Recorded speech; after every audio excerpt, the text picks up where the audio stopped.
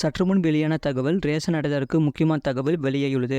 அது என்னன்னு சொல்ல பார்க்க போகிறோம். நீங்கள் நம்ம சேனலை சப்ஸ்கிரைப் பண்ணாமல் இருந்தீங்கன்னா மறக்காமல் லைக் பண்ணிக்கோங்க, சப்ஸ்கிரைப் பண்ணிக்கோங்க. வாங்க வீடியோக்குள்ளே போகலாம். தமிழ்நாடு முழுக்க புதிய ரேஷன் கார்டு வழங்கும் பணி தொடங்கியுள்ளது. புதிதாக 2 லட்சம் புதிய ரேஷன் அட்டை வழங்கும் பணி தொடங்கியுள்ளது. புதிய ரேஷன் அட்டை கோரி இதுவரை 2 லட்சம் பேர் விண்ணப்பித்துள்ளனர். மக்களவைத் தேர்தல் காரணமாக புதிய ரேஷன் அட்டை வழங்கும் பணி நிறுத்தி வைக்கப்பட்டிருந்தது.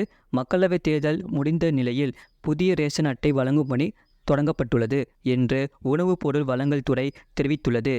தினமும் புதிய ரேஷன் அட்டைகள் வழங்கப்படும். தமிழ்நாடு ரேஷன் கடைகளில் விரைவில் புதிய பொருள் ஒன்றை விற்பனை செய்ய அரசு திட்டமிட்டு வருவதாக தகவல் வெளியாகியுள்ளது. அதன்படி ரேஷன் கடைகளில் புதிதாக இனிமேல் தேங்காய் எண்ணெய் விற்பனை செய்ய திட்டம் கொண்டு வரப்பட உள்ளது. தேங்காய் எண்ணெய் நேரடியாக விவசாயிகளிடம் வாங்கி விற்பனை செய்ய திட்டமிடப்பட்டு உள்ளது. கடந்த லோக்சபா தேர்தலில் இதற்காக அறிவிப்புகள் பிரச்சாரத்தில் திமுகவினர் மூலம் கொடுக்கப்பட்டது. தற்போது அதற்கான சாத்தியக்கூறுகளை தமிழ்நாடு அரசு ஆய்வு செய்து வருகிறதாம். தமிழ்நாடு ரேஷன் கடைகள் தொடர்பான முக்கியமான அறிவிப்பு ஒன்றை தமிழ்நாடு அரசு வெளியிட்டுள்ளது.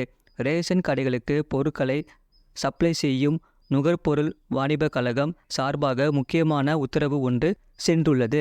தமிழ்நாட்டில் ரேஷன் பொது விநியோக திட்டம் மிக சிறப்பாக செயல்பட்டு வருகிறது. இந்த திட்டத்தில் செயல்படும் பல்வேறு மாற்றங்கள் தேசிய அளவில் பல மாநிலங்களில் கவனம் பெற தொடங்கியுள்ளது. பிற மாநில அரசுகளும் இந்த திட்டங்களை பின்பற்ற தொடங்கியுள்ளன.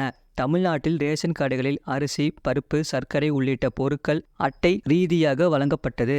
அட்டையை பொறுத்து பொருட்கள் வழங்கப்படும் வீதமும் அளவும் மாறி வருகிறது. அட்டை ரீதியாக வழங்கப்பட்டது. அட்டையை பொறுத்து பொருட்கள் வழங்கப்படும் வீதமும் அளவும் மாறி வருகின்றது. இந்த பொருட்கள் எடை மாறக்கூடாது, ஏமாற்றக்கூடாது என்பதால் அதை பாக்கெட்டில் அடைத்து விற்பனை செய்ய அரசு முடிவு செய்துள்ளது. ரேஷன் பொருட்களை சுகாதாரம், எடை ஆகியவற்றை உறுதிப்படுத்த தமிழ்நாடு அரசு முடிவு செய்துள்ளது. உணவுப் பொருள் சுத்தமாக கிடைக்க வேண்டும், எடையில் ஏமாற்றம் செய்ய கூடாது என்பதால் பொருட்களை நியாய விலை கடைகளில் பாக்கெட்கள் மூலமாக வழங்க அரசு முடிவு செய்துள்ளது. அரிசி, சர்க்கரை, கோதுமை உள்ளிட்ட பொருட்களை பாக்கெட்களில் வழங்க அரசு நடவடிக்கை எடுக்கும் என்று அறிவிக்கப்பட்டு உள்ளது.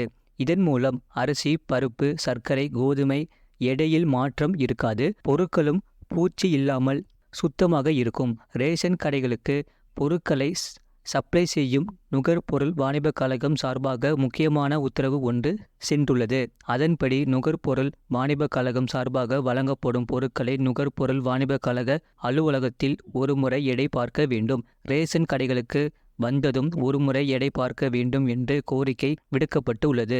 நுகர்பொருள் வாணிப கழக பொருட்களின் எடை குறைவதாக வைக்கப்படும் புகார்கள் காரணமாக இந்த உத்தரவு பிறப்பிக்கப்பட்டு உள்ளது.